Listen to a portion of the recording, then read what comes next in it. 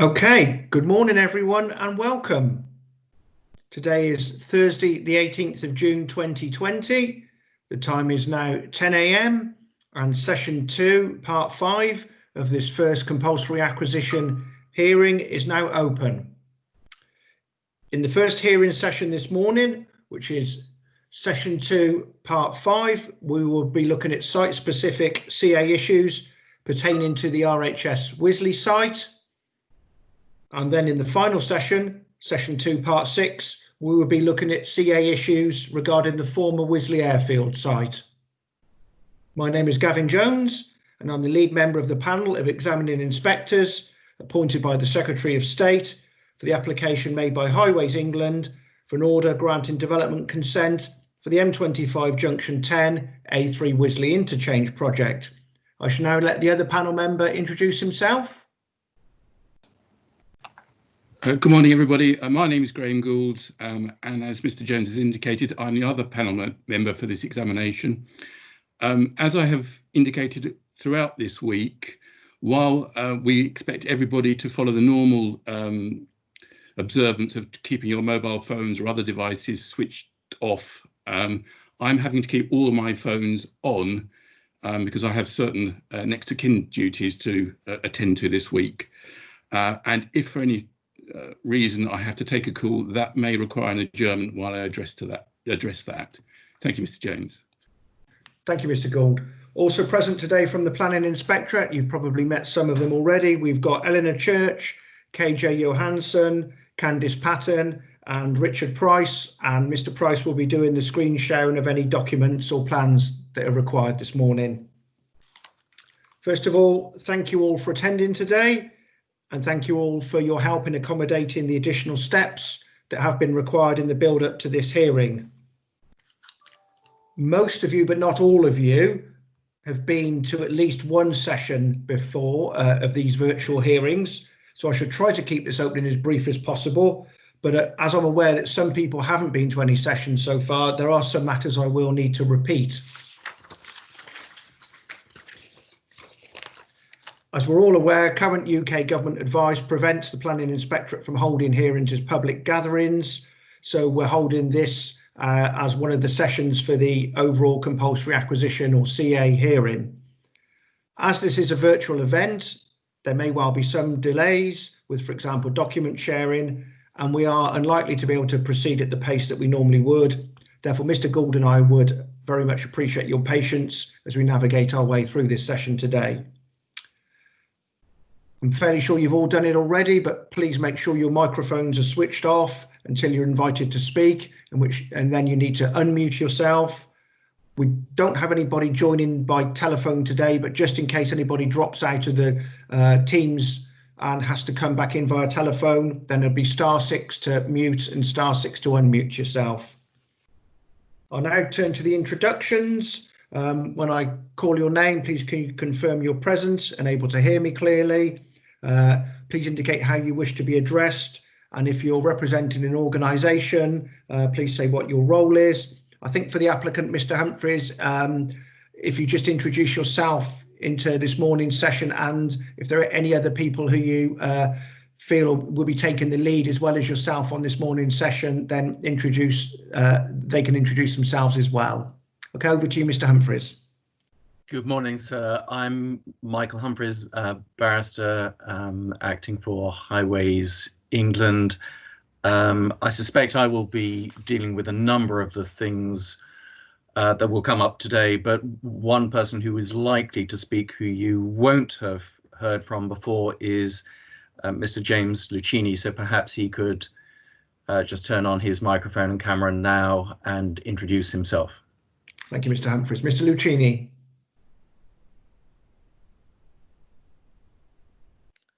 Good morning, sirs. My name is James Lucchini. I work for Balfour Beatty Atkins, representing the applicant. Thank you, Mr. Lucchini. As I said, Mr. Humphreys, if there are other people you need to bring in, obviously they can introduce themselves as and when. Just a quick reminder to everybody, even more importantly than when we're in the room together, now we're in this virtual world. Every time you speak, please give your name for the audio and video recording. Thank you. I now turn to the Royal Horticultural Society. Mr. Max. Good morning, sir. My name is Richard Max. I'm a solicitor. I'm representing the Royal Horticultural Society. With me are David Alexander, who represents the Society itself, and Colin Cottage from Ardent, dealing with specialist CPO matters. I think it's best if they introduce themselves to you.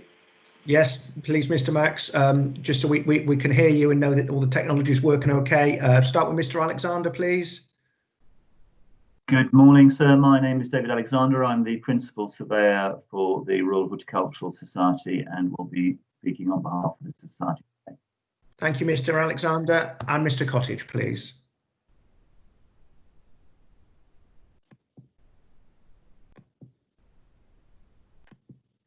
Hello, Mr. Cottage. Hello, can you hear me now? I had a problem. Your picture's freezing slightly, but that's fine. The main thing is that we can hear you. Yes, so as Mr. Max explained, my name is Colin Cottage from Ardent, and I'm advising the Royal Horticultural Society on compulsory purchase and compensation matters. Thank you, Mr. Cottage. You will note from the arrangements conference and from the participants list, we also have representatives from Wisley Property Investments Limited, Taylor Wimpey, this morning with us. That's basically because we're going to do one arrangements conference, and then after this session is finished, we'll take a short break and then we'll carry on with the Wisley Airfield session, the final session of this CA hearing. The participants from Wisley are observers only, from Wisley Airfield, I should say. The participants from Wisley Airfield are observers only for this hearing, and I'll get you to introduce yourselves at your session if that's okay. Right, I shall now turn to some general housekeeping matters. You should all have a copy of the agenda that was attached to the email with the joining instructions. Please let us know if you wish to leave the hearing at any point. I think that's particularly pertinent for the RHS people. You may well decide that after this session is done, you wish to leave. If so, please can you just, we'll assume at the end of the session that you're leaving unless we hear otherwise. I think it's fair to say. But if you wish to leave during the session, which I suspect is unlikely, but if you do wish to leave, then please let us know. Otherwise, the case team will be frantically trying to get you back because they think you've dropped out rather than you've left of your own volition. If you do lose connection today at any time, then please try to rejoin using the same joining instructions that you already have. If you're not able to rejoin using the web address, then please try and rejoin using the telephone number. If you have problems with that as well, then please try to contact the case team using the contact details provided in the joining instructions. And if all else fails, and touch wood, I don't want to tempt fate, but the technology has held up so far. But if all else fails and you're not able to rejoin, then please access the recording of this session. And if you wish to make a written submission based on that, then please do so by the next deadline, which is deadline 11, Friday, the 3rd of July. As I've just indicated, a recording is being made of the hearing today, both sessions. This will be the formal recording of the hearing. And if you participate today, you consent to being recorded. The recording is being made of both video and audio, which is more unusual than normal. And if you do not wish to be videoed, then you can choose to switch off your camera. You'll see a little movie camera icon on the taskbar, probably towards the bottom of your screen, and that turns your camera off and on. In addition, I understand the applicant will be running a live stream to other members of its team. To ensure compliance with the general data protection regulations, please try to avoid giving out any personal information of the sort that most people would prefer to be kept private.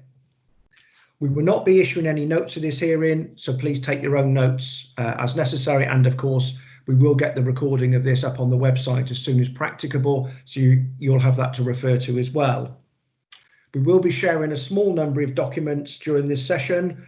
These are identified in the agenda along with their exam library reference number. I also note that we have the one plan from the RHS that won't yet have an exam library reference number. Perhaps we'll come to that in the substantive part of the agenda, though.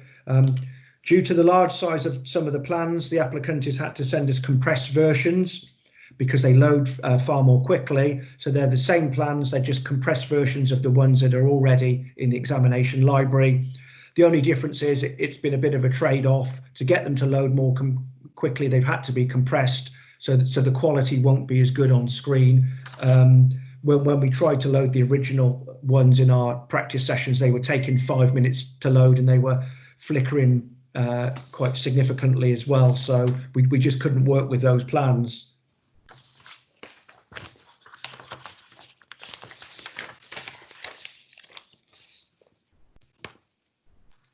And at any time, if you're not able to see a document that's being referred to during the hearing, once again, you can always go back to the recording of the hearing and then work in conjunction with the examination library and find out the document. When Mr. Gould or I introduce items, we will always try to give the exam library reference number for each plan or document to help you follow it in the recording. Mr. Gould, I or Mr. Price will be the only people sharing our screens today. Therefore, if you do want the hearing to see a document other than those that are listed in the agenda, please let us know. Just please be aware that this might take some time to load. Mr. Price will have to locate it from the exam library.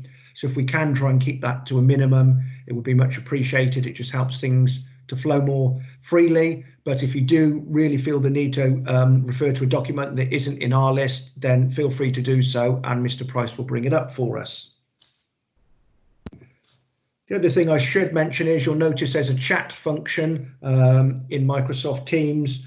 Please don't use that today. It doesn't form part of the hearing. And please don't send in any written submissions via the chat function because we won't see them. Please email them in or send them in post using the normal methods you've been doing very well throughout the rest of the examination. The purpose of today's CA hearing session is for us to hear from you as affected persons. We don't expect you to present your full case. We've had various written submissions from you throughout the course of the examination. Mr. Gould and I are well aware of your case, but it's really to focus on the CA matters at hand today. We don't need to go back over the other aspects of your arguments. This is a CA hearing and a CA hearing only. We will do our best to provide opportunities for you to speak.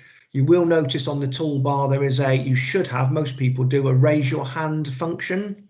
So if you need to grab our attention, it's the one with basically the picture of the icon of the hand. If you need to gain Mr. Gould or I's attention at any time, click on that and it virtually raises your hand for you. And then Mr. Gould or I will get to you when we can, and then please virtually unlower your hand afterwards.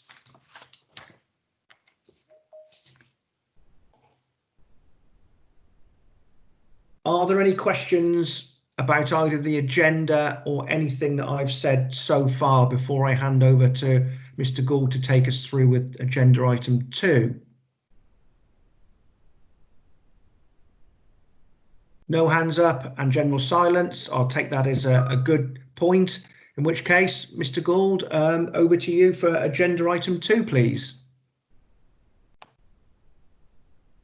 Thank you, Mr. Jones. So turning to agenda item 2, that's the opportunity for the RHS to give its summary case in terms of its objections to the compulsory acquisition and temporary possession powers sought by the applicant, in respects of plot 2/27, that's compulsory acquisition, and then for plots 2/27A and 2/30, and that relates to temporary possession.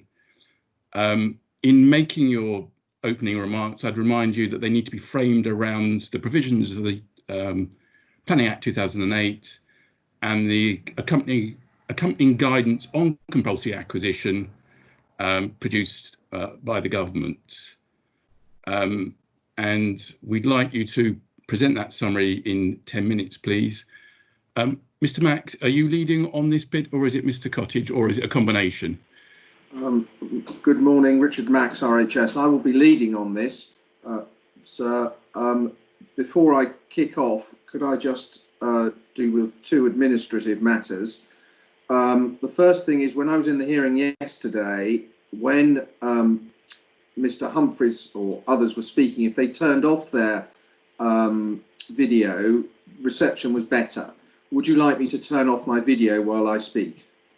At the moment, you're fine. The quality depends, I think, on just how much internet traffic there is. At the moment, we seem to be okay. So if I think we encounter a problem, we'll just ask you if you wouldn't mind just going to audio only.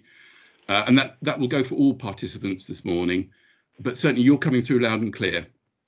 Okay, that's fine. The second sort of point just to mention is that, of course, you've referred to the plan which we shall be dealing with. I think that although I will introduce it, the person who is going to speak to it in any detail will be Mr. Alexander. Right. While we're mentioning the plan, it has caused a few technical issues. Mr. Jones earlier referred to this flicker problem that we have encountered. This drawing, even though it was only 3 megabytes, did cause a problem when we tested it yesterday. So Mr. Price has converted it into, in effect, a photographic image, which is what he will put on screen. That has affected the quality a little bit. Yesterday, you may not be aware, but I, in effect, issued a yellow card, metaphorically, to the applicant and their lead consultant about the suitability of documents both digitally and then being put through this virtual environment. And in effect, what we're doing this morning is also issuing a yellow card, if you like, to RHS stroke, your highway consultant. In submitting documents, it's just you need to be careful, or your consultants need to be careful about how they're providing them, because some of the documentation has not been that easy to use digitally, irrespective of whether we've been in a virtual environment or not. And with respect to this drawing, what we're going to request as an action point is that we'd like it in hard copy form, as well as coming in formally as part of your deadline 11 submission. What is basically happening with it is, not only is it proving very difficult to use when we share it through Teams, but even when Mr. Price and I have been trying to put it in to folders on our desktops in readiness for this morning, we were actually finding it very difficult to drag across screens. So there's obviously something not quite right with the software that's being used by TTHC. So if you can take that message back, that would be appreciated. And more widely, even though this examination is coming to a close, Mr. Hibbert may be involved in other virtual events in other arenas in the future, and it may be something that he just needs to be aware of. Richard Max, RHS, thank you very much. So the yellow card is accepted, and especially appropriate in light of the return of Premier League football last night. So we noted, we accepted, and we apologise, and the messages will be carried on to Mr. Hibbert, and we will provide you with what you want, certainly at deadline 11, if not before. Thank you very much. If, with your permission, sir, I would like to attend to item 2 of the agenda. The RHS should summarise its case in not more than 10 minutes. The RHS objects to the proposed compulsory acquisition of plots 2/27, 2/27A and 2/30.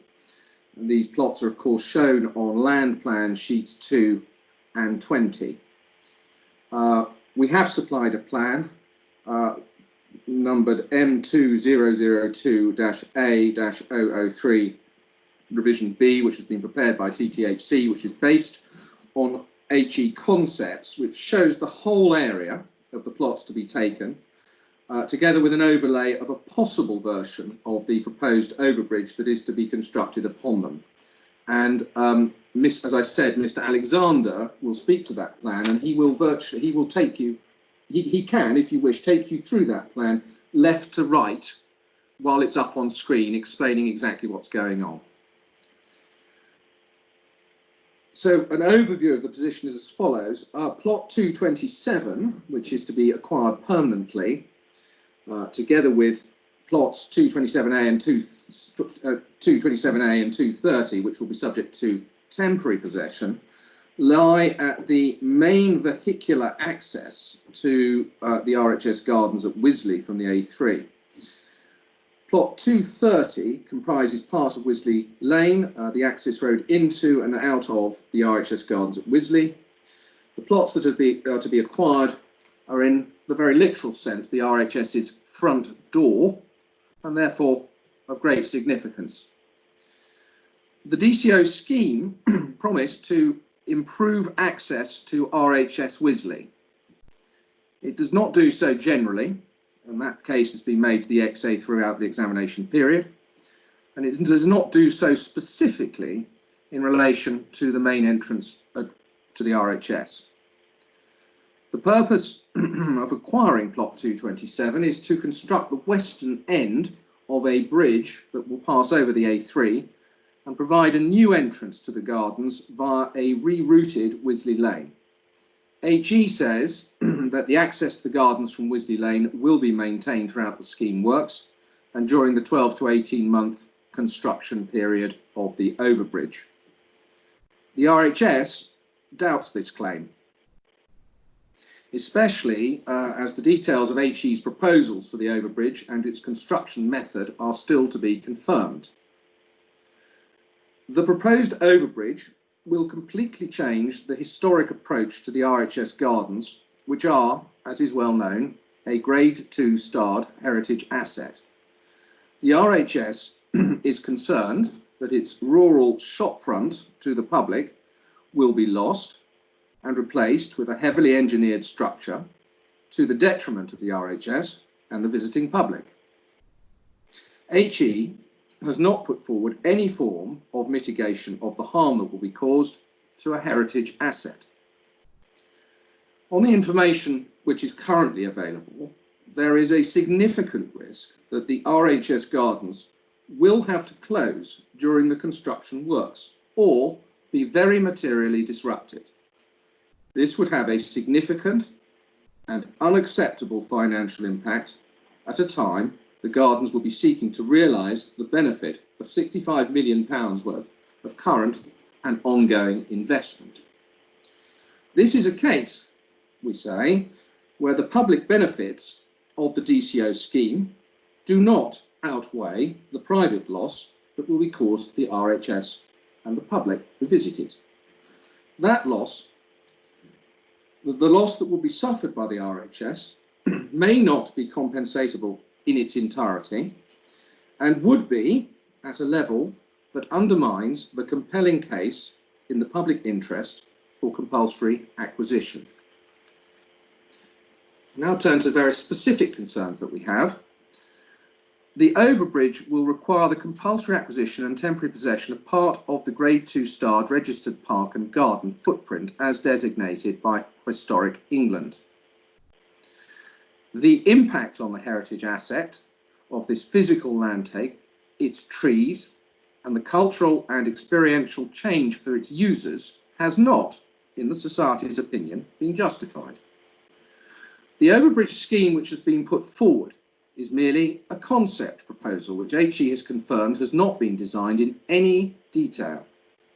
The RHS has no understanding of how the overbridge will look and feel by comparison to the historic current arrival sequence. And whilst there have been discussions through a working group with the Highways England contractors, Balfour Beatty, and parallel discussions to agree heads of terms for a land and works agreement, neither of these have reached a settled position, nor will they do so before the expiry of the examination. The RHS does not agree to the compulsory acquisition of its land on this basis. At one stage, HE indicated that the overbridge was to be a green bridge. HE seems to have backed away from this position. And the RHS would appreciate a clear indication from HE if a green bridge will be provided, and if not, why not? it is not yet certain that the overage is deliverable within the DCO red line boundary without impacting on the garden operation significantly. For example, the RHS considers that it is necessary for improvements to be made to the existing garden exit in order to control the Society's usual levels of traffic on land that lies outside the DCO. It is worth recalling at this point that the DCO scheme was finalised during the consultation stage, and when that happened, there was, before that, the finalisation, there was no overbridge. This element of the DCO scheme was added when it became clear that the redwood trees along the boundary of the A3 were threatened by the scheme without an overbridge. And I refer you there to paragraphs 2.17 to 2.18 and Appendix A of Rep 1044. I can repeat that reference if you'd like.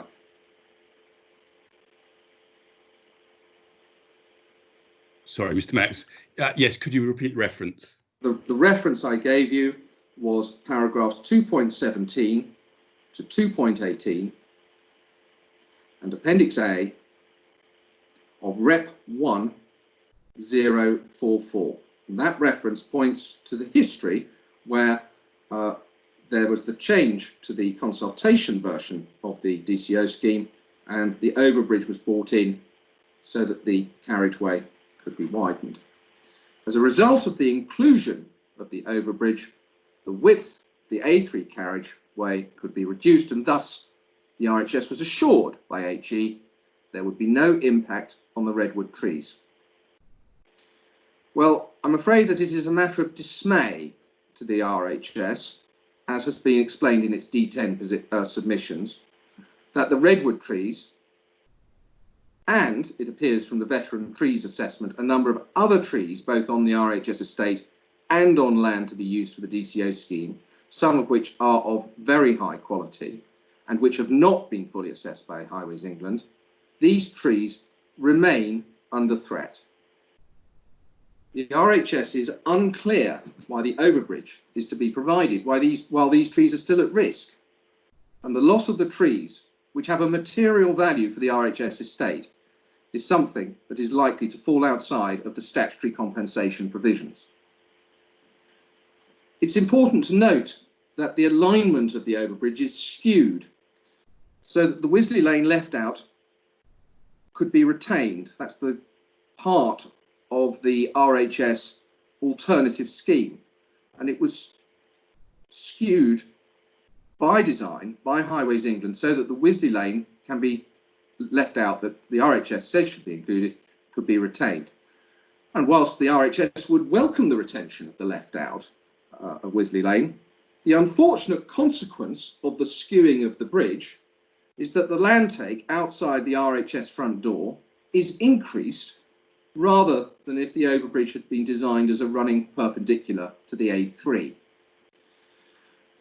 Whilst the RHS has not objected to the proposed land take of the village plots, and these are plots 11.2, 11.4, 11.6, and 11.16, the same point applies in as much as HE has not put forward any detailed plans for the physical alteration or future management of that land.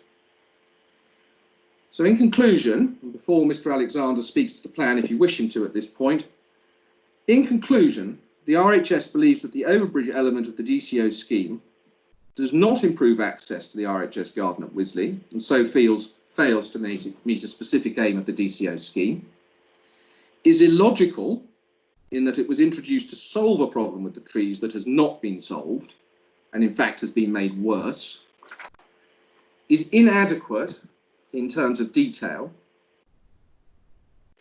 will unacceptably change RHS Wisley forever, causes unjustifiable harm to a heritage asset, will severely impact adversely on the operational and financial viability of the RHS gardens, and that the alleged public benefit does not outweigh the private harm that will be suffered.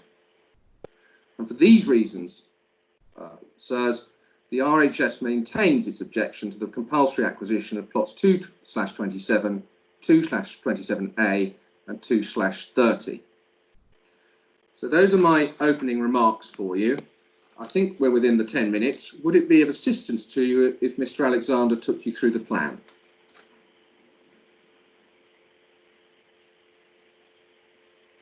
Thank you, Mr. Max. I think as we've accepted that the plan can be used at our discretion today, I think there would be some merit if Mr. Alexander can briefly take us through the points that you wish the plan, if you like, to elaborate on your case. Now, what's going to have to happen is either Mr. Price or myself will have to do the navigating of the pointer on screen. So if Mr. Alexander, if you can explain anything to me or Mr. Price that you want us to highlight, we will try and then do that.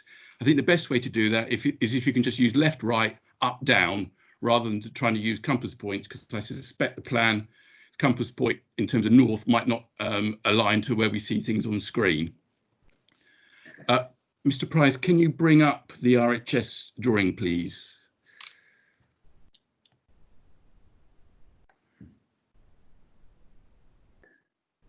Thank you very much, Sir David Alexander, RHS.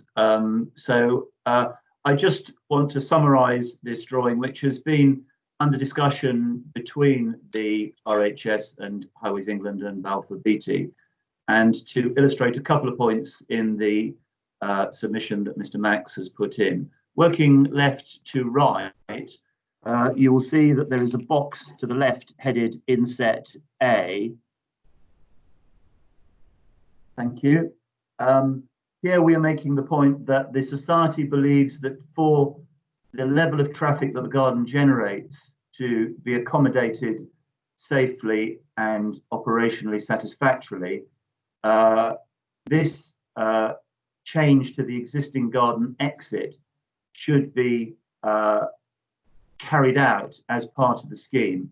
And you'll see that it does not fall within the red line. The end of the red line you will see is at Inset C, slightly to the right.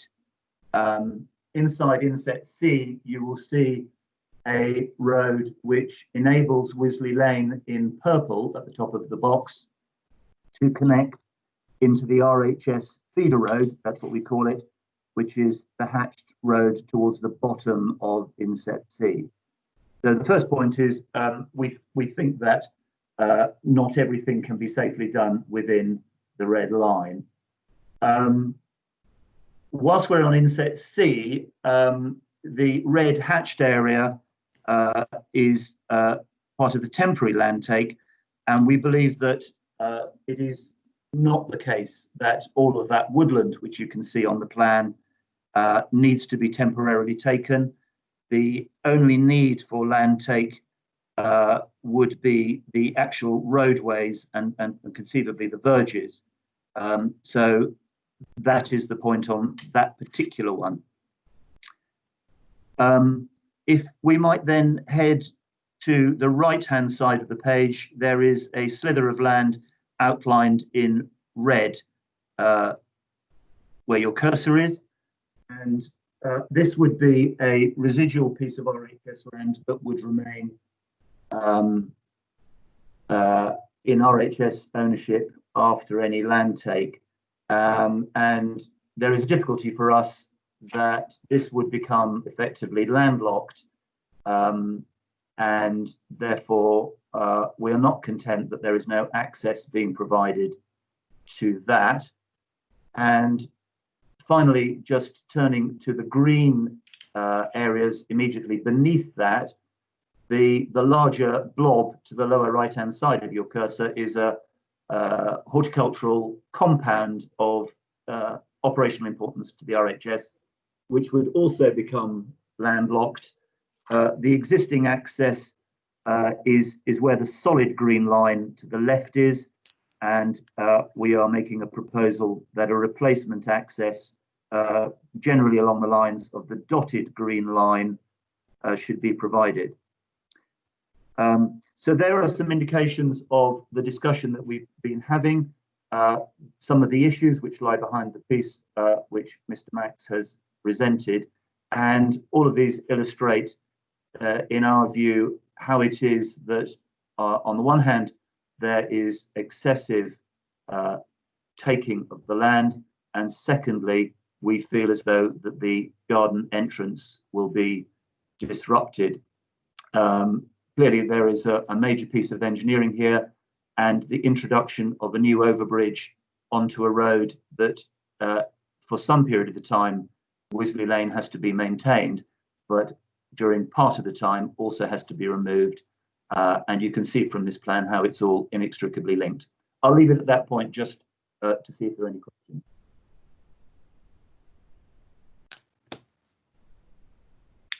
Thank you, Mr. Alexander. Mr. Max, I presume that in effect concludes the opening remarks that you wish to make on behalf of the RHS. Yes, sir, it does. Thank you. Then I'll ask the applicant under agenda item 3 to respond. Mr. Humphreys, I presume that, as you said earlier, you'll take the lead on most of this. Mr. Lucchini may presumably add something to what you're about to say before we potentially get into some questions. Yes, sir. There are a number of different points here. Sorry, Michael Humphreys. Sorry, just before you go, is there any need, do you think, either amongst yourself or Mr. Lucchini to refer to the RHS plan? Otherwise, I'll ask Mr. Price to take it down while you give your address. It may be, but take it down for the moment, sir. If Mr. Price, can you take the drawing down, please? Refer to it. We can come back to it as need be. Yeah. So you seem to be both seeing and hearing me acceptably. So I can leave the camera on, although I'm quite happy to take it off. Turn the camera off if that's. Yeah, everything seems perfect this morning. Okay, so, then I'll carry on as you are. I say if we encounter a difficulty, we'll just ask you or anybody else just if you can go to audio only. Fine. So the first point is this, and obviously this is the part where we're dealing with the statutory tests and the guidance in relation to compulsory acquisition. And sort of just start by saying, as I think you've recognised from your introductory comments, originally RHS in its very first representations had objected to all of its land being taken. That changed at deadline 5, and so it was Rep 5045, paragraphs 11 and 12, where RHS very helpfully made clear that its objections now just relate to the 3 plots we have been talking about, 2.27, 2.27A, and 2.30, the latter two being temporary possession, the first of them being outright acquisition. And obviously the statutory tests and the guidance, I outlined the tests there. I think Mr. Max may have been present on Tuesday. The statutory requirements are in section 122, and very high level summary. We need to obviously demonstrate that we require the land, but we also need to demonstrate a compelling case in the public interest. And in terms of the guidance, again, as I outlined, we need to demonstrate that our taking of the land is legitimate and is necessary and indeed proportionate. So as far as the requirement goes, so we've dealt with this, I think, principally in the issue-specific hearings that dealt with this, and so I'll not deal with it at enormous length, but there is obviously a need to widen the A3 in order to deliver the scheme. That necessitates the closure of the existing left-in, left-out arrangement at Wisley Lane, because the A3 widens from 3 lanes to 4 lanes in this location. That means there needs to be a replacement access to Wisley Lane, and it can't be a left in, left out as we've described previously. I won't go over the ground again on highway safety grounds, and therefore some other arrangement needs to be provided. You will recall, again, it was alluded to earlier that originally we looked at an alignment that would have been on the northwest side of the A3, the RHS Wisley side. RHS objected very, very strongly to that, and caused the alternative access therefore to go to the other side, so coming off the junction at Ockham and passing to the south or the southeast of the existing A3, and then passing over the A3 on the overbridge. In that context, the overbridge needs to be constructed on a skewed alignment in order to maintain the existing access to Wisley. Again, Mr. Bowen dealt with all of this in one of the ISHs. That's not the purpose of today, but I'm just reminding you, sir, because I need to show why we require the land. And the skewed overbridge alignment therefore requires us to take plots 227 and 227A in connection with reprovision, and 230, sir, is the existing Wisley Lane. RHS's interest there is a subsoil interest in that once the existing Wisley Lane is closed, obviously we will be using that as part of the access, and a little bit later I'll get Mr. Lucchini to explain at whatever point is most helpful to you how we intend to maintain access along Wisley Lane. I should say there was never a proposal that the overbridge would be a green bridge like Cockcrow Bridge. At various times it was thought it might be a feature bridge, but that, I think, proposal was dropped a number of years ago. So in short, sir, if it is accepted that we need to widen, that we cannot reprovide the left in, left out, that we need an overbridge and that it should be skewed, then we will have demonstrated a need to purchase plot 2/27 and to take temporary possession of the other two plots. So if not, you know, if it is said that we do not need the overbridge and so on, then effectively it's very difficult to see how this project goes ahead, because we have not provided a left in, left out, and that would leave Wisley Lane with no access from its southern or southeastern end, which we would think would be unacceptable. And so, sir, in effect, if we can't acquire these plots, and in particular 227, then there can't be a southern access to Wisley Lane, and in effect the objection to the entire scheme would be far more fundamental. So we say there is absolutely a compelling case for us to be able to take these particular plots. Now, you know, in our discussions, and we have had a lot of discussions with RHS, actually very helpfully, I would say there are three sort of particular points that have arisen, and to some extent they can be seen on the plan that RHS have put in. So as you will be aware, normally the examining authorities don't allow additional documents to be put in between deadlines. Of course, that's in your discretion, and we have no problem with that. We would have, if we'd known far enough beforehand that this was going to be put in, probably have wanted to put some plans in ourselves. Unfortunately, we're disadvantaged. And so when I ask Mr. Lucchini to comment on these things later, you won't have the benefit of his plans. But I'll go through 3 points at the moment. The first one, which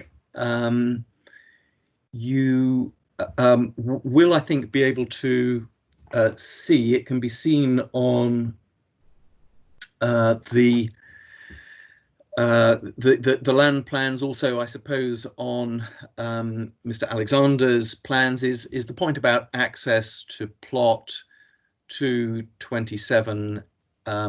This is needed temporarily to facilitate construction of the overbridge, and it's correct to say that it will be in effect islanded, in that it will be separated from the rest of RHS's land ownership by the construction of the overbridge. It's worth bearing in mind, sir, however, that there will be access to that plot. I don't know whether it's possible for Mr. Price to pull up any of the works plans. That would be helpful. If Mr. Price could pull up the works plans, and I suggest perhaps work plan sheet 2, which is the one that relates to the area here of the overbridge. Yeah, that looks like it. So you'll see, in fact, you can see to the top right-hand corner of the plan, you can see the long work 35, which is the NMU, and you'll see there's a spur off the NMU that comes down towards the A3 and the embankment, and then goes off to meet the edge of the Wisley Lane diversion, and that's got the work number work 33H. And if I was to look up the authorized development, I'm not suggesting, sir, that you would need to do this, but it's on the DCO on page 46, so Schedule 1, Work 35H. It's a new footpath linking the Wisley Lane overbridge to Work 35, approximately 105 metres in length, and it refers to the sheets on the works plan. So it's not fair to say that that land is completely landlocked. We understand that RHS have ambitions to put some sort of sign, welcoming sign, entrance sign, advertising sign. I don't mean general advertising, but advertising the gardens on that piece of land. Certainly pedestrian access would be allowed. It may be that some form of vehicular access could be arranged, but we're talking here about a sign, not a major construction work. And so we believe that that overcomes the concern that RHS has here. So the second point I'm going to just mention is in our discussions with RHS, they have raised a point about excessive land take within plot 227 and whether we need all of that land. Our position is that we do need it within the DCO. It is, of course, absolutely correct to say that there is more design work that needs to be done on the bridge. That's entirely conventional for DCOs for nearly all forms of development consent order, but certainly is absolutely the case for major highway schemes. We've taken enough land to make sure that we can undertake the works we need to undertake and carry out the necessary mitigation. It could be that when we've done all of that, we find that there is some land that we do not need to retain permanently. And that's so one reason why in these types of schemes, promoting authorities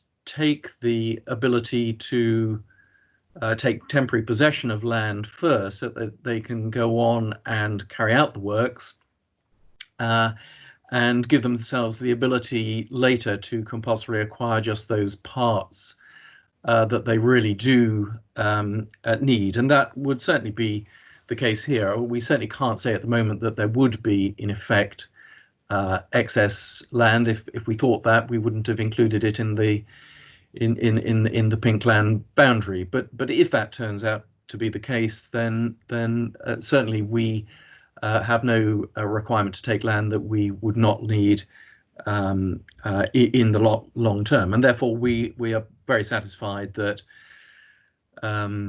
the land take for plot 27 is appropriate.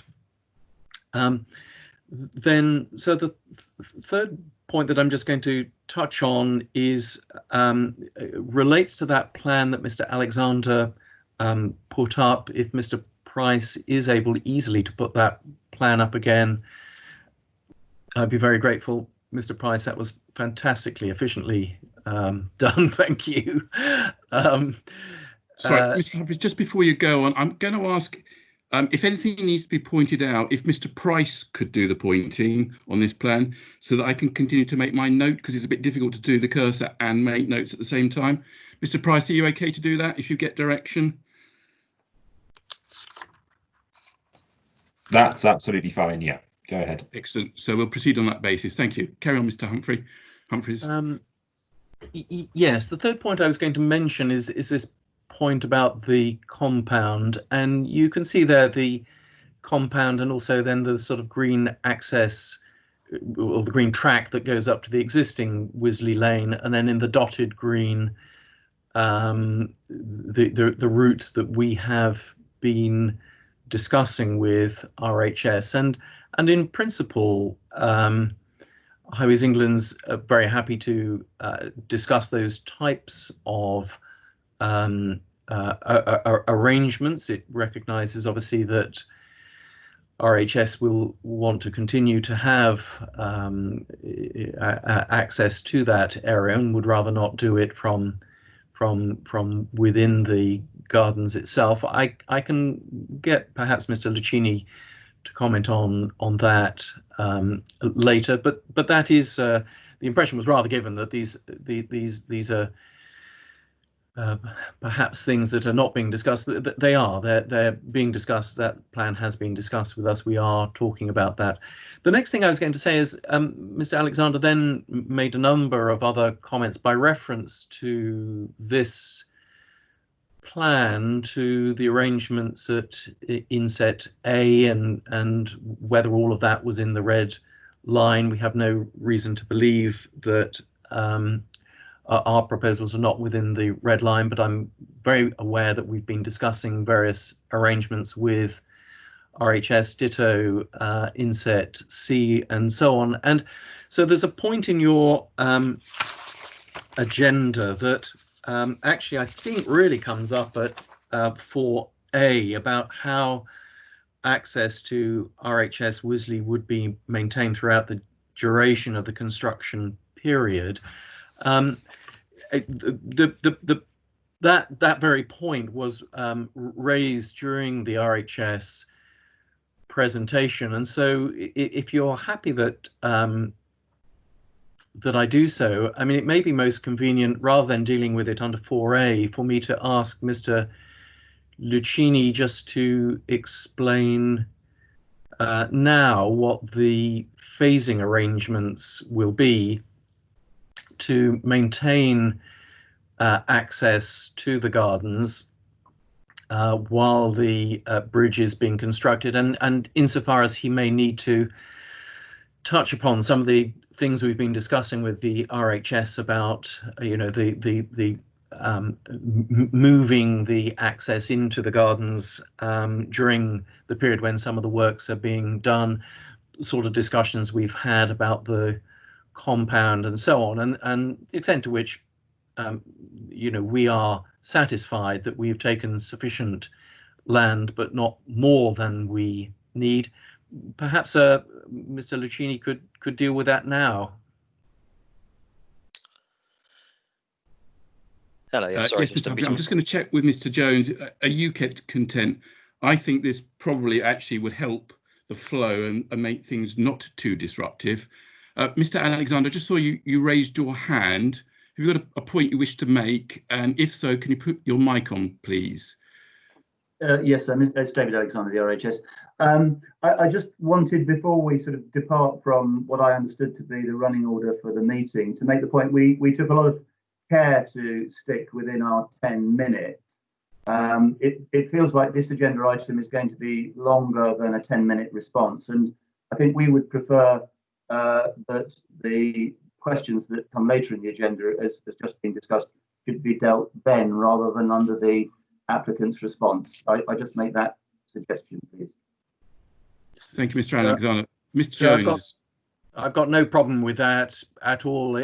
Just as the plan was up and the issue had been raised, I thought it might be convenient, but very happy to stick with the agenda. Mr. Jones, have you got any thoughts? Let's stick with the agenda. I think Mr. Price is managed to demonstrate admirable skill in getting the plans up quite quickly, and that was, I think, our big concern. So if we can stick with the agenda as is, I think, and then we can get, I'm sure Mr. Price can bring the plan up quite quickly if need be. Then, sir, with probably slightly more than a single breath, but not much more, I'll just touch on the items you've given us at 3A, 3B and 3C. As far as human rights is concerned, obviously we're particularly concerned with Article 1 of the first protocol, A1P1. And so we say that this interference with human rights is justified in the public interest, and it is for a legitimate purpose, and we've taken no more land than is necessary. As far as Article 6 is concerned, RHS is participating in this examination, which is a fair hearing. As far as C is concerned, any other important and relevant considerations bearing on the objection, I've tried to touch on all the issues that were raised subject to the point we were just talking about that comes up under 4A, and there was nothing else I particularly needed to raise. There were one or two things that were said about the history of this and what was done and said at different times, but I don't think they take the argument forward, and we're more than happy to respond to those in writing insofar as we feel necessary. Thank you, Mr. Humphreys.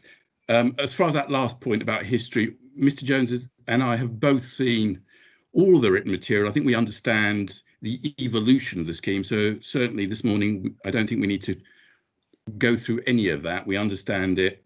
There is a scheme that is being promoted. That is the scheme that's being examined. And I think we really can't go any further than that. Just before, sorry to interject, Mr. Gould, just before Mr. Gould starts with his line of questioning, I'd just like to make a comment about this new plan that clearly we've chosen to use our discretion to accept in between deadlines. Clearly, it's not normal practice to accept documents in between deadlines, especially so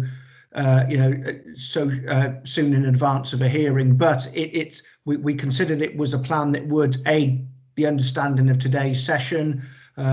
It's not necessarily new information per se, and we are aware that Highways England had seen the plan. Clearly, if this was a brand new consultancy report raising significant new issues, then we wouldn't be accepting it. But we thought in the interest of trying to make this virtual hearing run as well and as efficiently as it could, and it's clearly aided the RHS in giving their presentation. We were cognizant of the fact that Highways England had sight of this plan. Then we chose to use our discretion to accept it. So I just like to say that just to explain our thinking a bit behind why we chose to accept a plan, because I do appreciate Mr. Humphrey's comments that this is not a normal situation. Mr. Alexander, you've in real life put your hand up. I'm I sorry, should say as sir. well, we didn't object to the plan going in. I was simply saying that we had 2 or 3 that we might have wanted to introduce just to help Mr. Lucchini's things, but we can put those in at the next deadline. That was going to be an action point I've already noted, Mr. Humphreys. Thank you. Mr. Alexander. Thank you, David Alexander, RHS. Just as a point of record, really, the drawing that we have tabled is in fact a Highways England drawing based on their CAD proposal. It's not our drawing. What it has is an overlay with our comments on it. I don't want this to become a kind of significant point without that being acknowledged. Just that, sir. Thank you very much. Okay, thank you, Mr. Alexander. Sorry for interjecting, Mr. Gould. I shall hand back to you now. Thank you. I think that concludes agenda item 3. Now we have reached 11 o'clock, i.e. 1 hour since the commencement of the hearing. It's really a consideration as to whether anybody feels the need for an adjournment of, say, 10 minutes, or whether we want to just keep the flow going. I hadn't planned many questions for the session. Some of what particularly we identified as question 4A has to a point already been covered, but I suspect Mr. Lucchini in particular may be able to assist covering some matters by referring to the drawing that's been displayed today, the RHS plan that provides comments to or annotates some comments on an applicant drawing. General views, is there anybody that would not be content with running in effect this session on rather than taking a short adjournment? I'm seeing no no's coming from anywhere, so I think that's we'll carry on. So yeah, turning to agenda item 4 and particularly item 4A, and this is the issue about how the access to the RHS would be retained as far as the applicant is concerned. Can I ask somebody from the applicant's team, and it sounds like it's going to be Mr. Lucchini, to explain how you consider access to the RHS would be retained throughout the period of the construction works? Yes, what I'll start by doing is just making a few general comments, and then I'll ask Mr. Lucchini just to comment on the detail of the phasing and design and so on. So, I mean, obviously, Highways England is very aware of the importance to RHS of continued access to the gardens and does want to provide kind of reassurance to RHS that we do intend to maintain access throughout the construction period. We're sort of being pressed in some of the discussions to, my words, sort of give some assurance or almost guarantee of that. It's very difficult for us to do that. Highways are often closed. I think last year Surrey County Council closed Wisley Lane, and you know, although we have every intention of keeping access open, you know, if there was an incident at the site or an accident or some other reason why access had to be closed, then you know, it would have to be. There's no right to have a public highway open and to prevent the highway authority closing it when it's absolutely necessary. But I emphasize that it's absolutely our intention to do so, to keep it open, and Mr. Lucchini will explain how. We have been discussing all of this believe it or not, very closely with RHS, both representatives from Highways England and Balfour Beatty Atkins, BBA, for whom Mr. Lucchini works, and we've undertaken presentations. RHS, through their own consultants, have come back with comments. We've tried to take those on board, and so we are very confident that we have an appropriate solution. So what I'll do now is just invite Mr. Lucchini to take you through the sort of stages of phasing, and it may be helpful to have a plan up. It could be Mr. Alexander's plan. Frankly, it could be another plan, but Mr. Alexander's plan has the convenience of showing that whole sort of area of the road network on a single sheet rather than us flicking between sheets. So maybe put that one up, Mr. Price, if that's possible.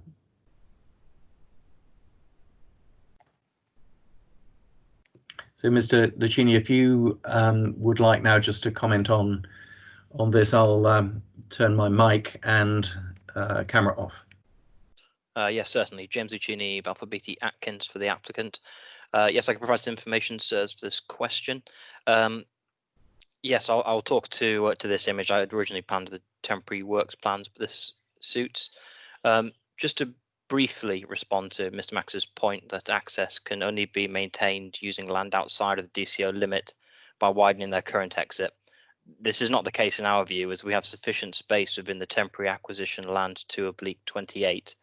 However, RHS Wisley has indicated a preference to widening their exit as a means to reduce tree loss within this area, which we have taken on board in good faith.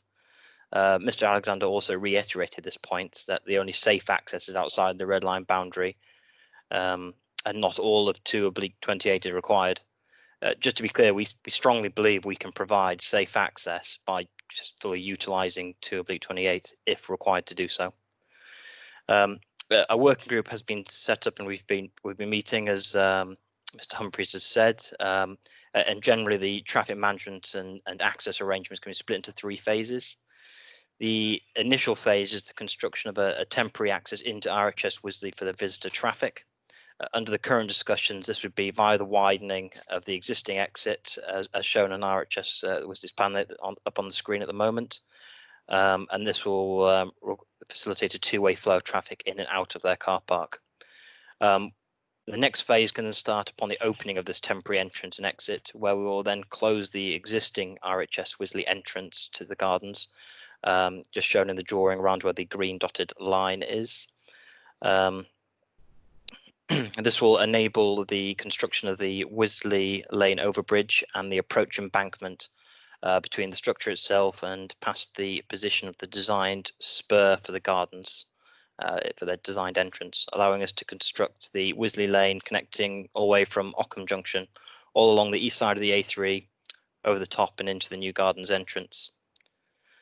With the highway works completed, the third phase will be to open the new Wisley Lane from Ockham Junction down the spur into the gardens access road, though it would temporarily need to be a 2-way to allow traffic to and from the A3. For other users of Wisley Lane not seeking access to the gardens, they would have to use the temporary crossover currently shown on this drawing. You can see it just on the left-hand side of plot 2/28. Yes, so that will then allow us to complete the tie-in for the Wisley Lane and complete the embankment, which once done, the tie-in complete, we can open the road fully to traffic and the flows will be as per the final road design. In summary, it's not the applicant's intention in any way to block access to RHS Wisley during construction, and we will work with them to this end. I hope this answers Sir's questions, though I'm happy to go into more detail wherever you require it.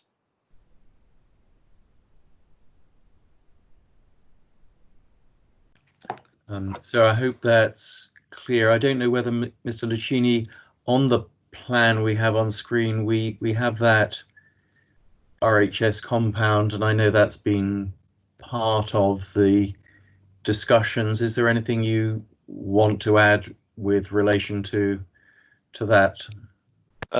Yes, this has been part of our discussions for the working group. We will be seeking to keep access, vehicular access to it, so they can get their plant from the compound onto Wisley Lane. Thank you. Mr. Lucchini, just whilst Mr. Gould is pondering, have you traffic modelled the temporary access and egress solutions to the RHS site using a one of the more popular events for the RHS to show that even on the busiest days that your solution can cope? James Lucchini, Belford BT Atkins. In response to that, we haven't done that yet. We're happy to do so, and from our last working group, we have requested those visitor numbers for the previous year, which can aid us in doing this.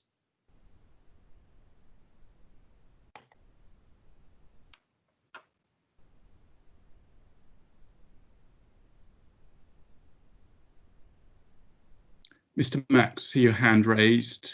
Mic off, please.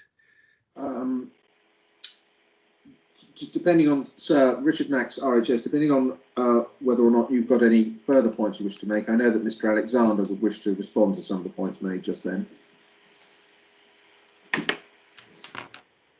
Thank you, Mr. Max. I mean, really, from the examining authority's perspective, we just need to understand, I suppose, in an outline form, what is potentially possible. Mr. Lucchini has outlined, in effect, the 3 phases of the works that would be needed to, in effect, get to the final position of the permanent new access into the gardens. And certainly those phases will need to be set down in the note that will follow this hearing session. It sounds like there are ongoing discussions, and to a degree, some of the areas of difference at the moment are matters of detailed design. I think really what Mr. Jones and I need to hear as the examining authority, particularly from the RHS, is there anything fundamental in terms of what's being discussed at the moment in terms of these temporary arrangements that you believe would mean that a temporary access would be completely unattainable? I think that's what we're looking at. It may not be perfect, but are we able to identify anything that you think makes the arrangement wholly unacceptable? Mr. Max or Mr. Alexander? David Alexander from the RHS, sir. So I think what it boils down to in answer to your question is that Highways England, through the working group, presented us with a sequence drawing. I recall there were 6 or 8 phases. And through the working group, that was discussed and we felt was unworkable. And therefore, that is why we have prepared this drawing. So that is the first fundamental objection.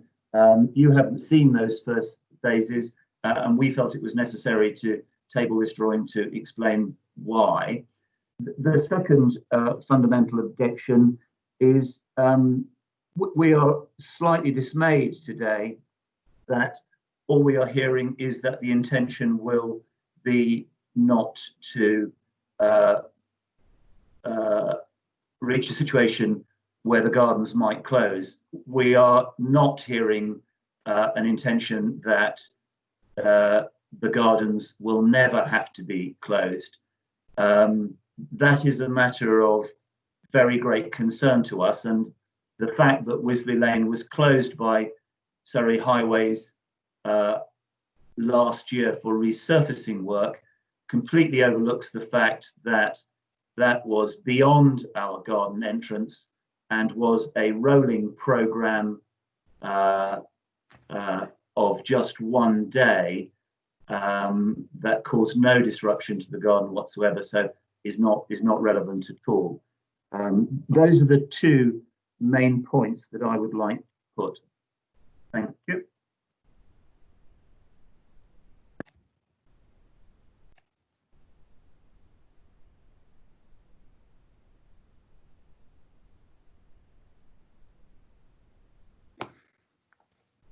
Thank you, Mr. Alexander. For the applicant, and it's probably Mr. Lucchini, if there had to be some sort of closure of Wisley Lane, can you give us a feel for how long that might have to be? Would it literally be a matter of days, a block of days where I suspect it might be the stitching in of the new road to the access to the gardens might take place? Are those works something that might happen overnight, as often happens with highway works? Yeah, can you give us any sort of feel at this stage as to what disruption, if a closure or series of closures, what those closures might look like? James Lucchini, Balfour Beatty Atkins. Yes, it's kind of as you say, any closures would be limited to things such as white lining or stitching, which would typically be done at night over a single night or a couple at most. We wouldn't seek to do these works during the day when it would have an adverse impact upon RHS Wisley.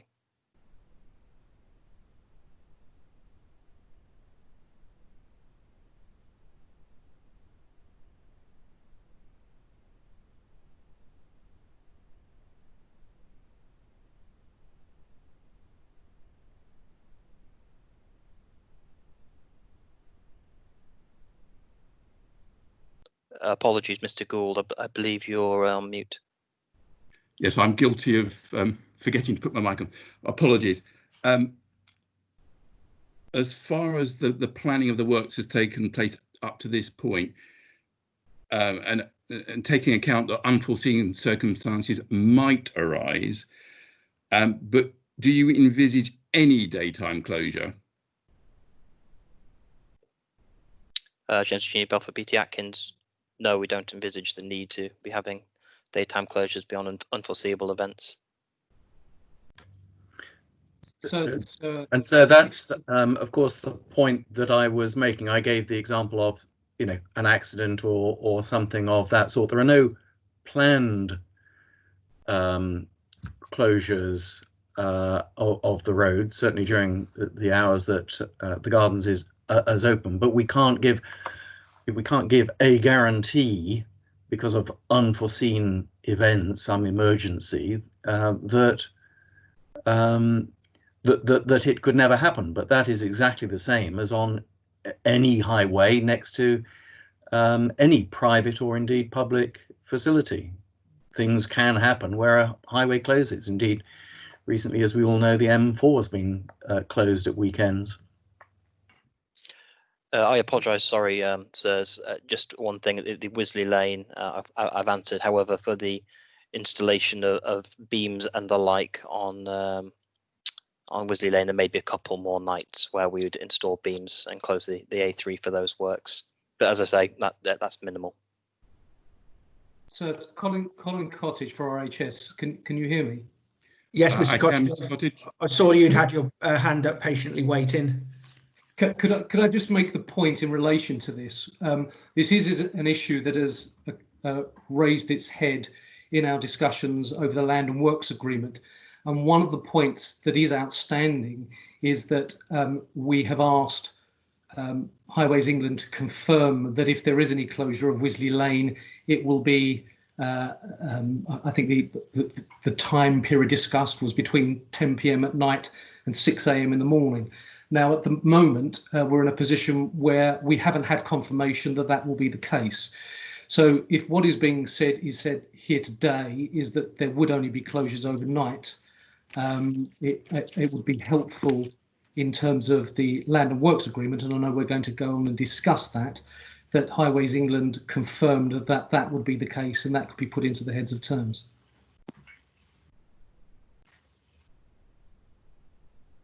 Thank you, Mr. Cottage. Mr. Lucchini or anybody else from the applicant's team, are you able to confirm that's the case? I mean, I was almost working under the assumption that would, having dealt with highway schemes in the past, having dealt with a rail scheme in the past, the main contractor always does whatever it can to minimise disruption, particularly during working days, and where significant effect on a road, in particular a closure, then they will always try and phase that or time that for an evening when the minimal disruption will occur for traffic, whether that be general traffic users or in a situation like this, where we have an access to a visitor attraction. Mr. Lucchini, or as I say, anybody else from the team, can you comment on whether it's likely that the agreement that's being worked on in the background would have the sort of clause that Mr. Cottage has just referred to? Sorry, James Lucchini, Balfour Beatty Atkins. I can't speak to the land works agreement. I think Mark has got his hand up to respond on that one, but you're completely correct that as a responsible contractor, that is exactly how we'd work. We would always seek to have any closures being at night when it wouldn't have an impact on local businesses and the public. So yes, I think we're sort of moving on to item 4B, which is about the Land and Works agreement, and Mr. Chalice, Mark Chalice, is the person who's been involved in those discussions and drafting the agreement, but I can absolutely confirm from the discussions I've had that the intention is very much that any very temporary need to carry out works which would close the road would be at night, and they would be very brief indeed. Thank you, Mr. Humphrey. For the RHS, is there anything that you feel you want to add in effect to this question 3A before we go on to look a little bit more in detail to the emerging agreement? So yes, please, David Alexander from the RHS. I think probably the thing we would like to focus on is whether or not the arrangement shown in inset A on the drawing will be committed to. At the moment, because the heads of terms are under discussion and we haven't received back from Mark Chalice what we expected would be the near final draft, I think we would like to hear some reassurance, if possible, that inset A works with the RHS permission and subject to the necessary planning consents, would receive that in mitigation of the disruption.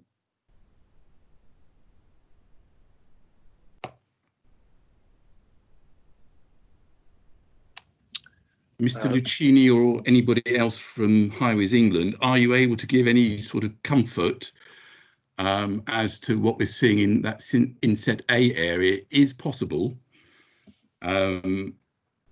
subject to the appropriate consents being obtained if needs be?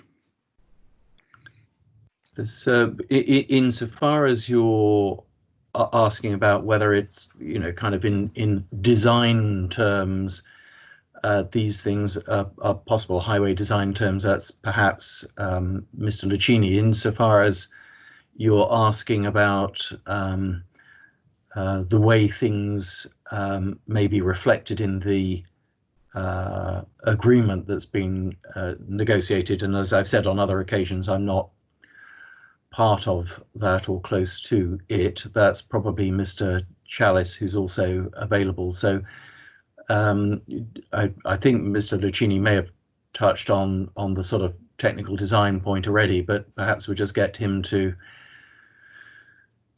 comment on that again, and then Mr. Chalice can add anything on how these things are going to be reflected in the agreement. Yeah, just before Mr. Lucchini comments, I think really what we're saying is Mr. Lucchini will respond to this question, and it need to be really quite brief. And then I think we are heading off into agenda item B, and no doubt Mr. Chalice will pick up the residual point about the mechanics of the agreement. So really, sort of as finishing off item 4A, Mr. Lucchini, really the question is what the RHS showing on the drawing that's been presented this morning possible or not possible in a technical sense?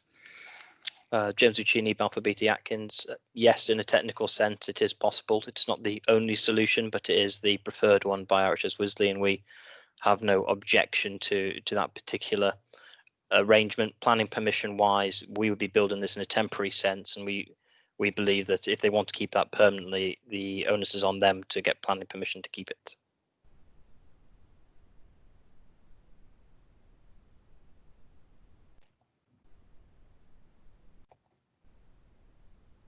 Sorry, Richard Max for the RHS here. Could you just say that again, Mr. Lucchini? Just as I heard it, you believe it's possible that the onus is on the RHS to get planning permission.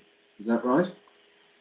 James Lucchini, Balfour Beatty Atkins. No, that's not what I said. What I said was we say it's technically possible to have that solution. It's one of the solutions. There is a solution within the red line boundary which is not preferred by yourselves. So yes, we are open to this solution. Planning permission wise, what I was saying was we would be building this in a temporary case. If you wish to keep it in a permanent case, we believe that you should be seeking planning permission to keep it in the long term. Otherwise, we will have to remove it once we finish the construction of the scheme.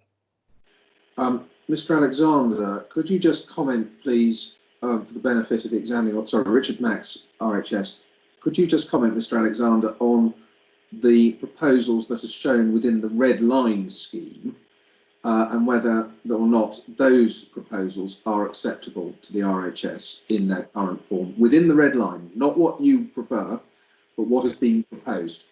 Mr. Max, I would remind you that it's the examining authority that puts the questions in a hearing like this, but we will allow that question to be answered. Thank you very much. Thank you, sir. Yes, the key area is marked as inset B, and you can see that is where the stitching of the overbridge to Wisley Lane, plus the reconfiguration of the RHS garden entrance, plus the creation of a new bus turning point all collide. We have not seen anything that gives us comfort that all of that can be done over a long period of time and without many changes to layouts that will confuse our customers. And that is the reason why we believe that inset A is the only reasonable solution. And I have to say, in saying all of that, we are not fantastically happy that Wisley Lane, the RHS arrival road that runs from Wisley Lane through to our car parks is being taken by the scheme, and we do not understand how the temporary land take of our road for ultimately highway traffic for some period of time actually works. And so for all those reasons, my answer to Mr. Max's question is inset A is the correct way of doing this.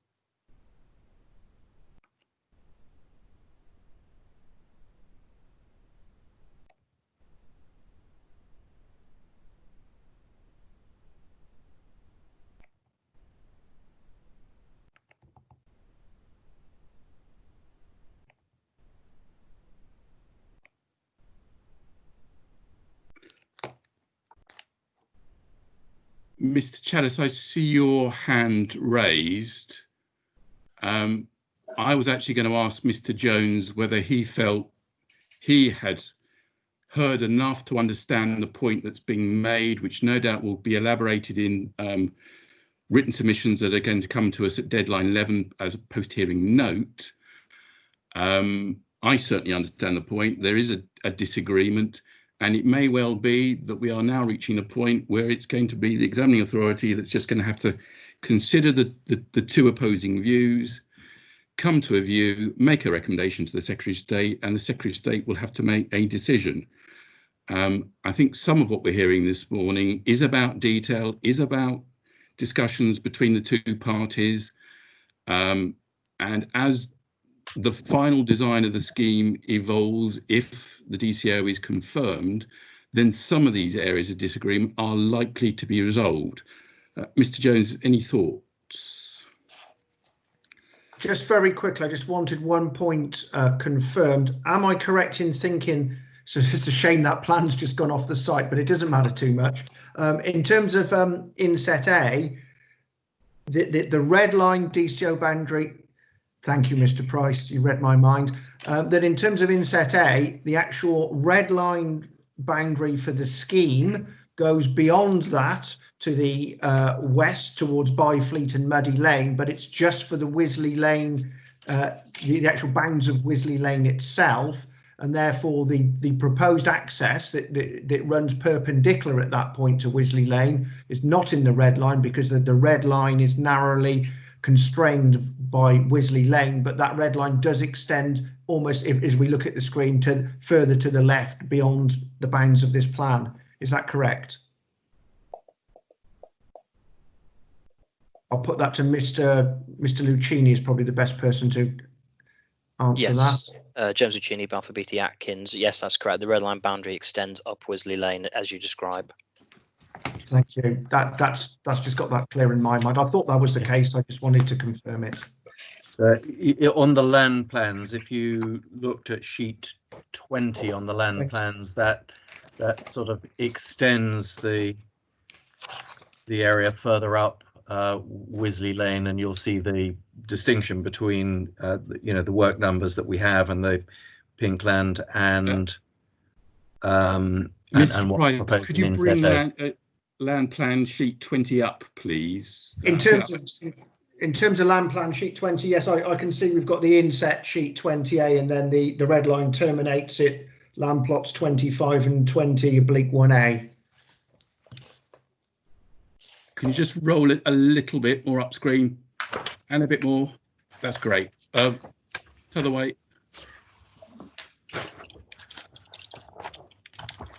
Oh, are we right on the edge and it just will not roll properly? I've given you control now, Mr. Gould. You should be able to scroll up and down. Right.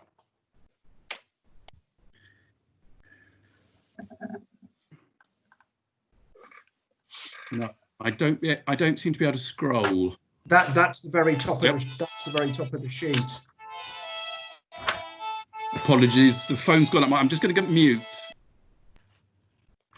I'll just continue whilst Mr. Gould answers his phone. That looks to me to be the very top of the sheet. I think what's confusing matters slightly is the fact that there's the inset plan sheet 20A that appears to continue it, but I'm satisfied that I understand the position as regards the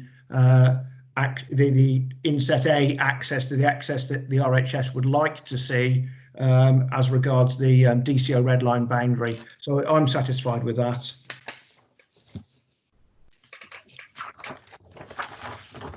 Apologies, I'm not sure whether that was somebody actually trying to get hold of me or whether that was just a junk call, but they didn't leave a message, so I presume it was a junk call.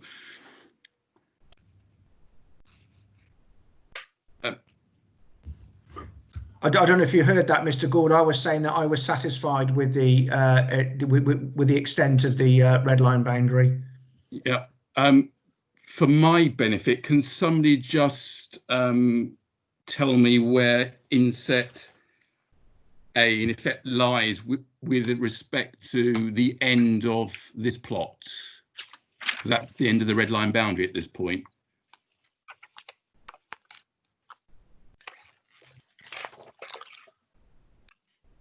Where is the inset A box relative to? So it's David Alexander. I think if you move the cursor slightly up Wisley Lane, you will see the, oh, just down, you'll see the existing exit there. That is where inset A on our plan will be. You can see the link between the car park and Wisley Lane, sir. Fine, thank you.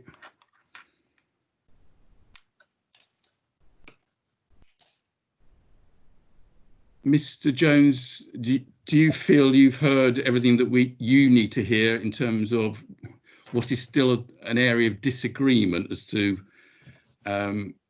whether or not, without things happening in the inset A area, the works in the inset B area would be adequate? Yes, I'm satisfied with that, Mr. Gould. I noticed we've got Mr. Chalice with his hand up, but I'm satisfied. Whether you have any further questions? I don't. Mr. Chalice, your point, is that more going to take us into the territory of agenda item B and the mechanics of the agreement? No, so I was just going to say, I think the reason for the red line extending as it does up Wisley Lane is to accommodate a speed limit change. And that's Thank why you, it's Mr. Chalice. orange. I think that is the reason for that from memory.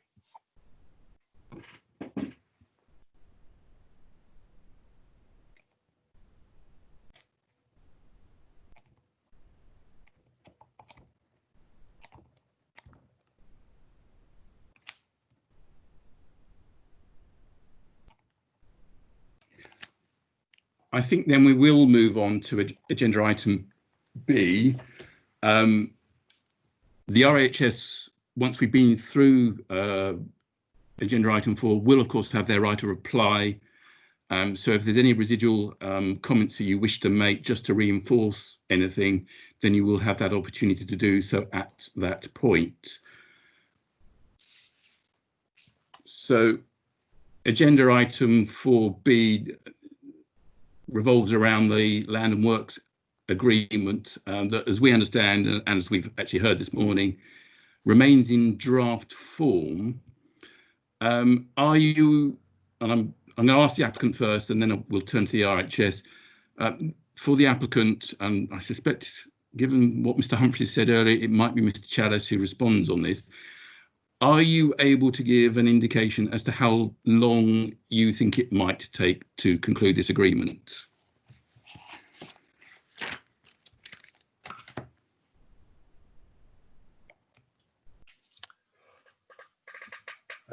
Mark Chalice for Highways England. Thank you, sir. So I'll just give a broad overview. Would that help what we're trying to do with this agreement? I think it's firstly important to explain we're talking about heads of terms for an agreement rather than a full land and works agreement. That will come later. And I think that deals with the points that we've been discussing about inset A and the details on the plan. They are not dealt with explicitly in the heads of terms because the heads of terms deals with things in a rather general way, and it deals with the access issue that we've been discussing in a general way rather than dealing with these items in detail. But the agreement is really about cooperation and collaboration with the RHS, both before the works start and particularly during the works, with the intention of minimising the effects on the garden, consistent with the efficient delivery of the scheme. And we've had lots of good discussions, and I regard the draft as well advanced. And at least our assessment was and is that it's likely that the heads of terms, not the full agreement, will be settled before the end of the examination, although I note Mr. Max's comment from earlier about that. The scope of the agreement was summarised, so as you may recall, in Rep 10008 when you asked us for a summary of all of the agreements, and they are the sort of things you'd expect to see in a cooperation agreement. For example, establishment of a working group which is already meeting, sharing of information, protocols and understandings about maintaining access, signage issues, how we deal with signage to assist the RHS both in the construction phase of the scheme and thereafter. Exchanging information about events, for example, so we do all we can not to disrupt events that the RHS has made us aware of. So it's those sorts of issues, so that are dealt with in the draft heads of terms. But as I say, I think we regarded them as well advanced, and we are optimistic that they will be completed before the end of the examination.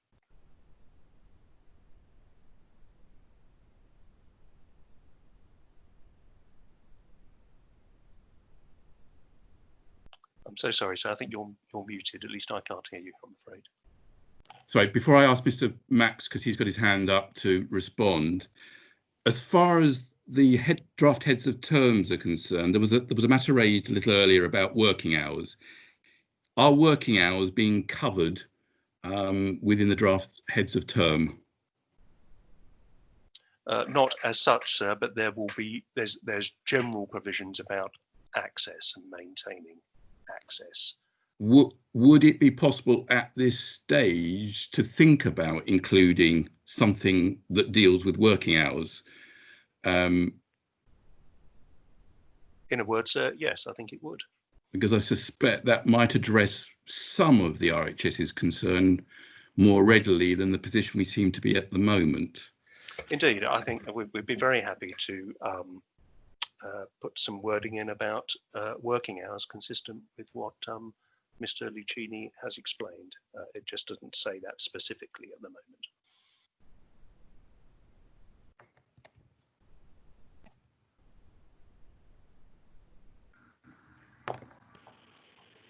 Thank you, Mr. Chalice. Mr. Max. Richard Max, RHS. I've been dealing with the heads of terms alongside Mr. Chalice.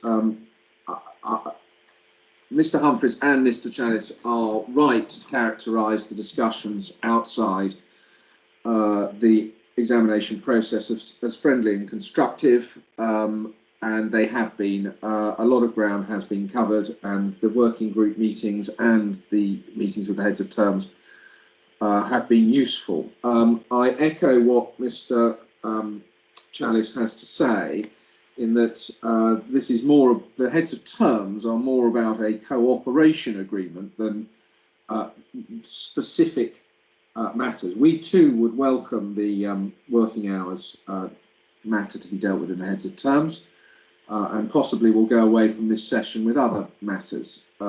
But what is not dealt with in the heads of terms, and what is not dealt with in the land and works agreement, is the access point that we were discussing earlier.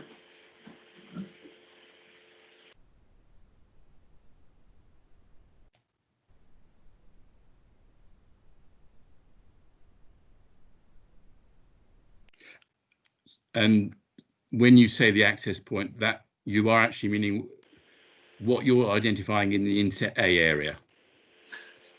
Richard Max, RHS, that's absolutely correct. Without labouring the point, you've heard it from Mr. Alexander, but we're not happy with the access arrangements within the red line area. That's been drawn out of the discussions this morning. We've proposed an alternative, and we would want some comfort that that alternative is to be provided. Yes, I just wanted clarification. Thank you, Mr. Max.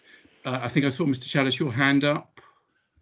Yes, sir. Well, only to say that, as mentioned, it doesn't deal with what we might describe as the inset A point, because it doesn't go into that detail. We would have to consider that. I'm not in a position to give an assurance today, but we'll keep discussing matters with our RHS, and I'm optimistic we'll reach a conclusion.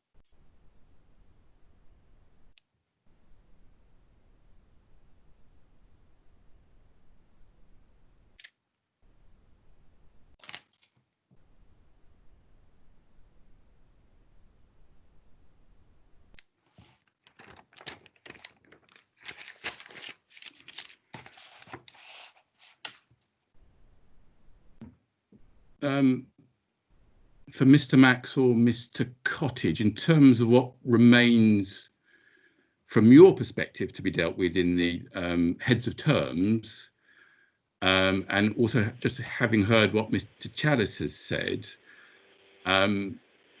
do you feel there is a reasonable prospect that the heads of terms would be agreed by the close of the examination, which is, of course, 12th of July, but the deadline 12 is the 10th of July.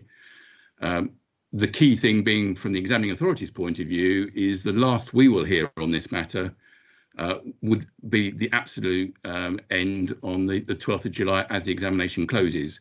Anything that might emerge thereafter, we would not see, the Secretary of State would, but we would not see whatever might emerge from then onwards. So, Mr. Max or Mr. Cottage, do you think there is a reasonable prospect that the heads of terms might be agreed by, say, around the 10th of July, i.e. deadline 12? Colin Cottage for RHS, subject to anything Mr. Max should say, I think that's achievable. I'd echo both what Mr. Chalice and Mr. Max have said. There has been good progress. We have made quite a lot of ground. There are a few issues that need to be resolved, but I would like to think they're resolvable for the heads of terms. They are, again, I will echo what Mr. Max and Mr. Chalice have said, they are only heads of terms, and often the devil is in the detail in the final agreement. But if we get the heads of terms finalised, that will certainly be a step in the right direction, and that is possible, I believe, before the closure of the examination. Mr. Max, I think you need to put your mic on. Dear. Can you hear me now, sir? We can. We'll all get used to this in a few weeks' time when we're not doing it anymore.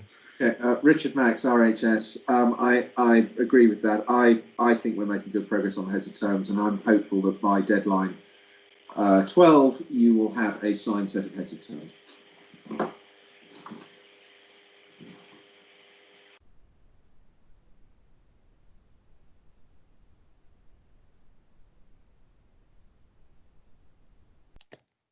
Thank you, Mr. Max. Well, then I think as far as agenda item 4B is concerned, I've heard everything that I need to hear.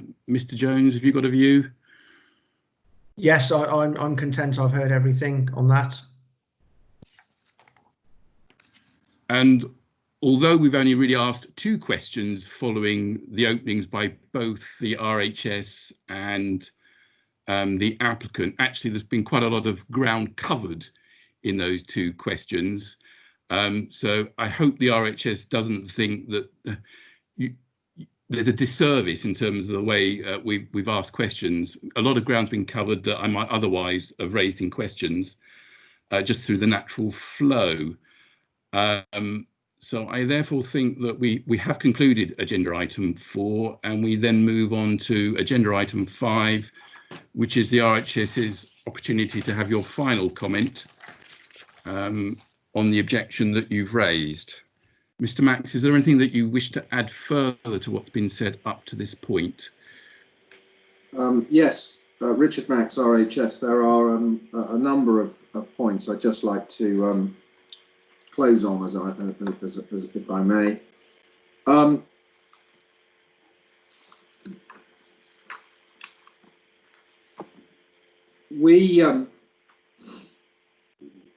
It was noteworthy that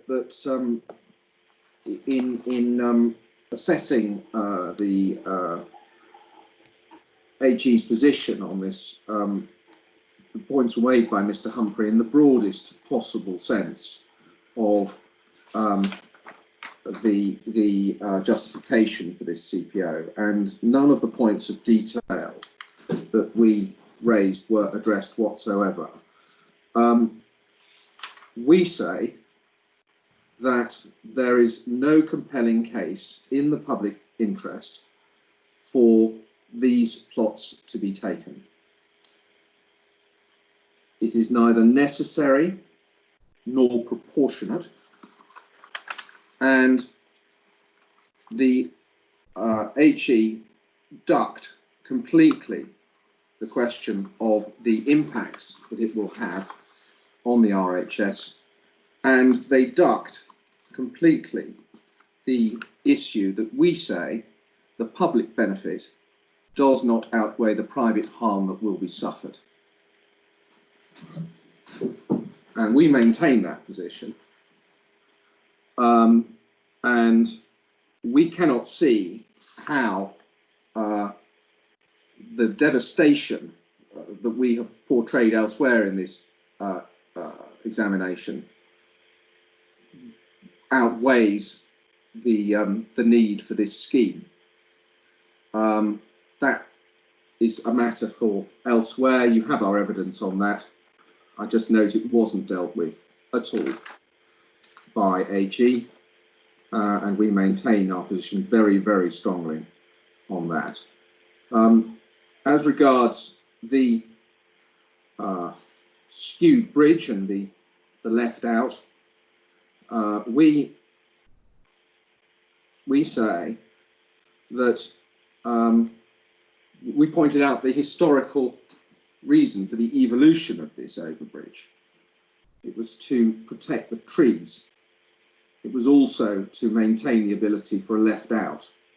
We know the scheme doesn't include a left in, left out. We know it doesn't contain south facing slips at Ockham roundabout. We've said elsewhere why the scheme is defective and why it should be refused. We are saying in respect of compulsory purchase that the HE has not made its case on these plots, and we cannot see how a recommendation could be made to the Secretary of State that the compulsory purchase powers exist and are so powerful that they allow the HE to come along and do what they say they're going to do to the RHS entrance. As I say, that point has not been addressed by them, and I'm sure it will be later. In relation to the Green Bridge, we make the point that that was promised in a meeting. I can't tell you who by, but we will confirm in our written submissions by a high-level person at HE to the Director General of the RHS, and it's been dropped. And we are deeply unhappy about that, especially when a green bridge is being provided elsewhere on the scheme.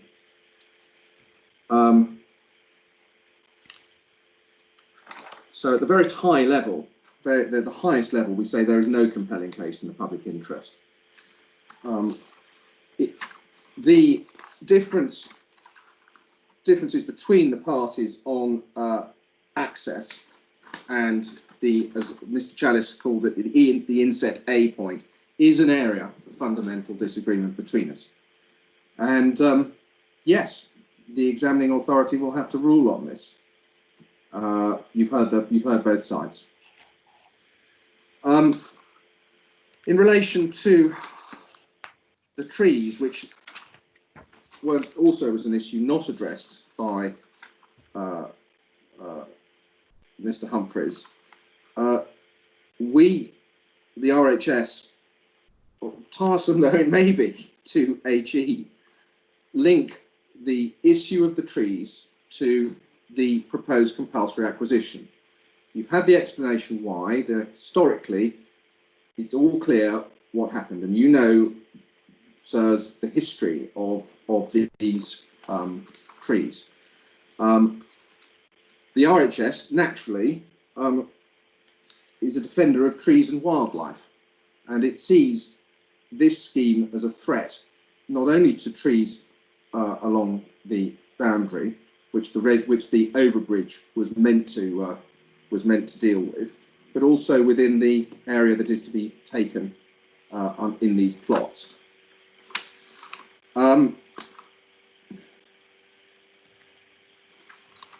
I think, subject to any comments that Mr. Alexander or Mr. Cottage have, those very briefly are the points that I would wish to come back on and to finish with in respect of what we've heard today. Can I just, am I allowed please just to say, is there anything further that Mr. Alexander or Mr. Cottage wishes to add? Yes, anything from either Mr. Alexander or Mr. Cottage? Just one point, sirs, and with my compensation hat on, And the trees, I think, is a very important issue for RHS, I know. And under the statutory compensation provisions, I think it highly likely that if trees are damaged, particularly the redwood trees, that's unlikely to be properly compensated in the way RHS would like under the statutory provisions. And I'd also say that there are concerns with RHS that because claims for compensation for economic loss, which are claimed under Rule 6, Section 5 of the Land Compensation Act 1961, have to be tied to compulsory acquisition, there is a risk that things like roadworks and things that aren't directly attributable to the scheme could result in RHS incurring quite substantial loss that wouldn't necessarily be compensated under the statutory provision. So I know that is a concern, and I would just make that point.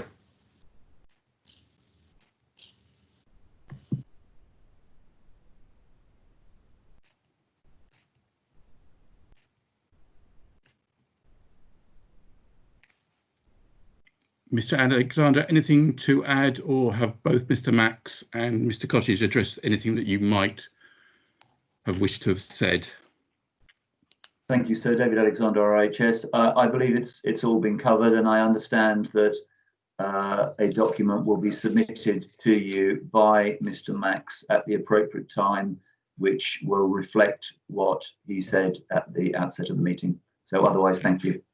Thank you, Mr. Alexander. Yes, whatever will need to come in from Mr. Max at deadline 11, but Mr. Jones, as he goes into agenda item 6, probably in a second or two, will explain all of that.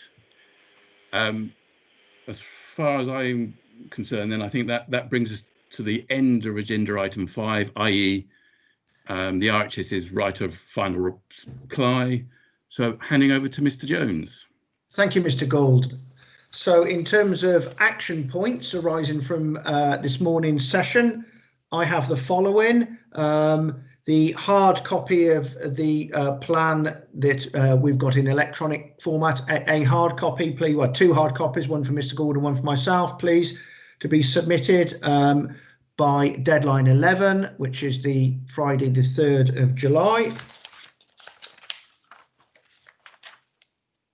And then I've got the applicant's plans that Mr. Humphreys referred to, that had they had more notice, they would have submitted those. If those are new plans we've not seen, Mr. Humphreys, then if those could be submitted at deadline 11, or if they are just plans that are already in the examination library, if you could just make reference to them, please, in your post-hearing submission. So, if they are new ones, in other words, the sort of the construction phasing plan, if you like, if those could be submitted to us, and also to accompany that, I think Mr. Gould would find it, and myself would find it handy to have a note of the three phases that Mr. Lucchini talked about in terms of the construction of the temporary access and what's going on in each phase. Again, that would be very useful to have in written format as a post-hearing submission.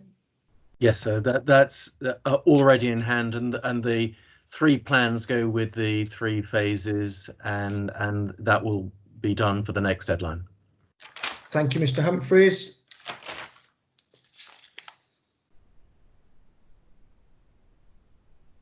In terms of the draft heads of terms, now clearly if that is completed before the examination closes, Mr. Gould and I to be notified of that, please, so that we know where we stand on the draft heads of terms for the Land and Works agreement.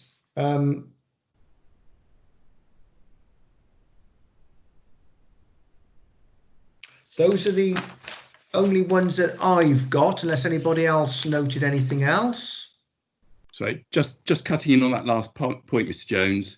In terms of the draft heads of terms, either there is going to be a set of draft heads of terms by deadline 12 at the very latest, i.e. the 10th of July, or we're going to need a position statement to explain where you've got to in terms of what might have been agreed and what remains to be agreed?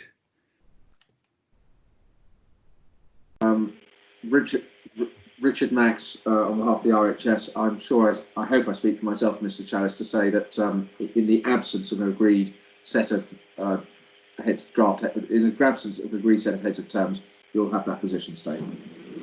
Thank you, Mr. Max, and I presume, Mr. Challis, you're not going to disagree with that. Mark Challis for Highways England, sir. No, I'm not. Good, thank you.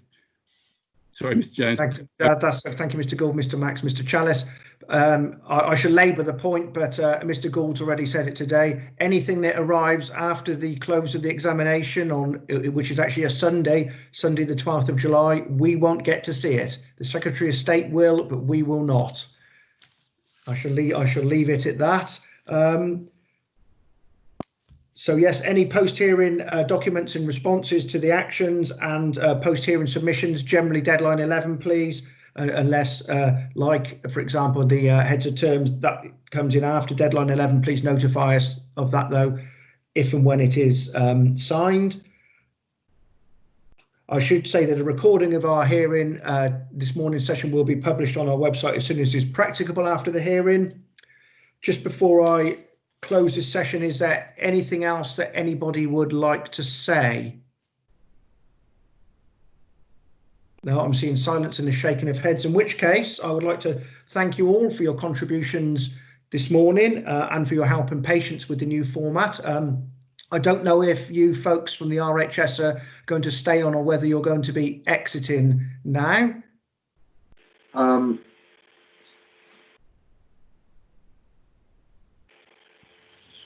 Mr. Max? Richard Max for the RHS, can you hear me? I can hear you now, Mr. Max. Sorry, I will be staying on to listen to the Whipple hearing.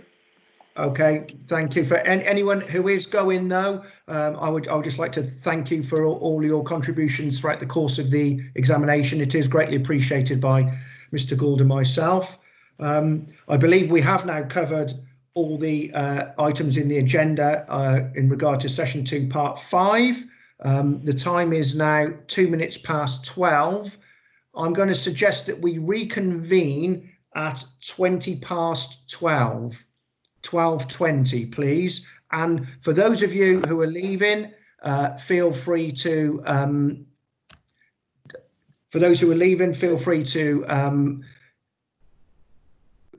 close off using the log off icon on your phone, the hang up icon. For anybody who is staying, please just turn off your video, turn off your camera. Mr. Cunliffe, you've joined us ready for the next session. Good afternoon. Sorry, now I've been on for the duration. I'm just aware, sorry, Ian Cunliffe, Gately Hamer on behalf of Whipple, that some of our team do have other commitments. If we could we possibly make it 12:15, if that doesn't put everyone under too much pressure? That will give us half an hour of Mike Murray's time, which will, I think, be of benefit to the proceedings. Okay, I'm happy to accommodate that. I'm sure I can do what I need to do in the next 10 minutes.